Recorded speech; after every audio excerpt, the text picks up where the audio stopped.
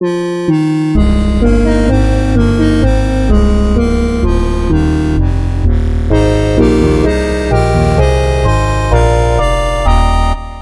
today, as expected, we have Sony revealing their NGP, their next generation portable, which is obviously going to be the successor to the PSP or PlayStation Portable. Why they've decided to go with the NGP code name, I have no idea, but they showed the NGP today, and it's a pretty impressive piece of hardware. The visuals are in fact comparable to the PlayStation 3, which is what we were all expecting, but to actually see photographs and videos of those graphics running on a handheld, it's pretty striking. Of course, it cannot display in 3D as the Nintendo 3DS can, and the graphic difference between the PSP, the NGP, and the 3DS is about the same graphic difference as between the original Nintendo DS and the PSP, which is pretty much what we all came to expect. And the first thing I found very interesting about the NGP is that they have retired the UMD format. There's going to be no optical drive in the system.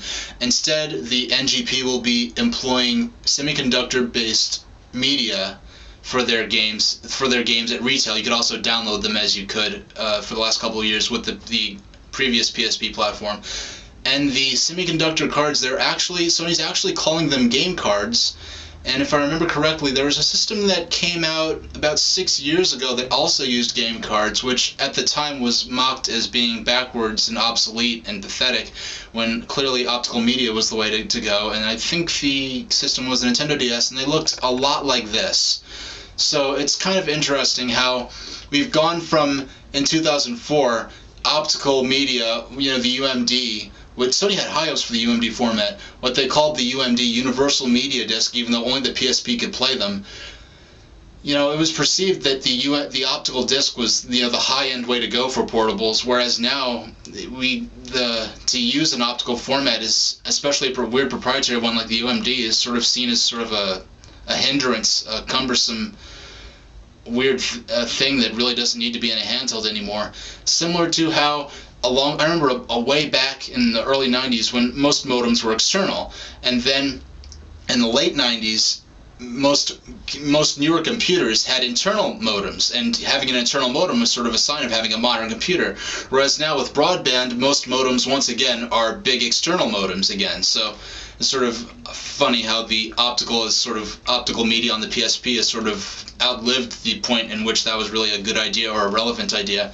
Clearly, the technology has advanced to the point where a semiconductor card format is no longer sort of this obsolete you're using cartridges. It's not really like that anymore. As for how the system looks, it looks like the present PSP, except for I think it's a little longer. The screen is an organic LED, which is pretty impressive. I'm looking at a picture of it over there I have on my laptop. Yes, finally we have two real analog joysticks, not a nub like with the PSP.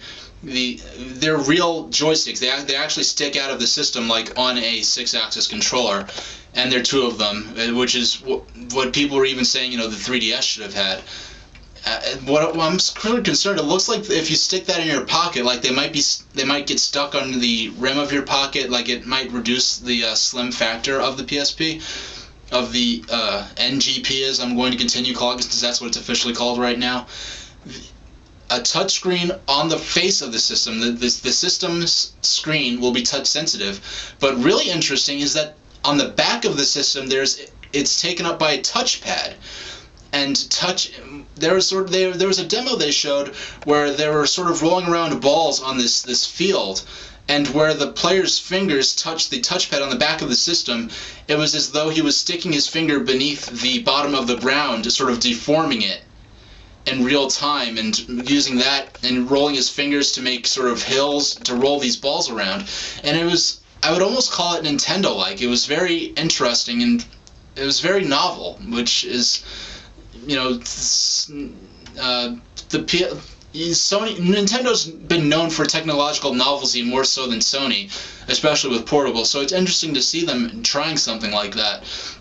And it's cool if you look at the back of the system. On the touch pad are little X's and O's and squares and triangles like the face buttons of the system.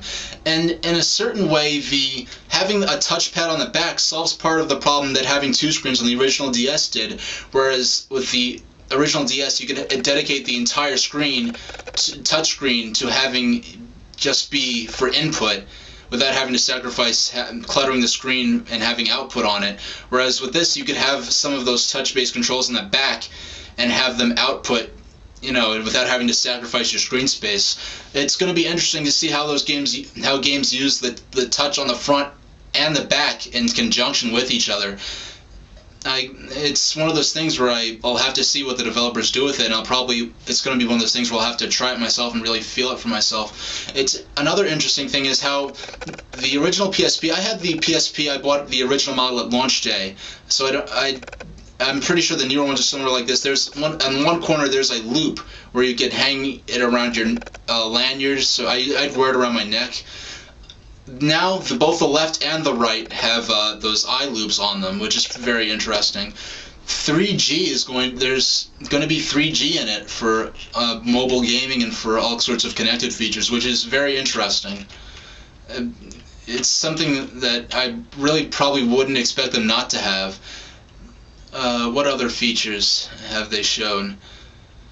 I've seen the Metal Gear I've seen the tech demos of Metal Gear Solid 4 and other titles that they had. Even though the PSP, the NGP's graphics are clearly like maybe a whole generation almost ahead of the 3DS's.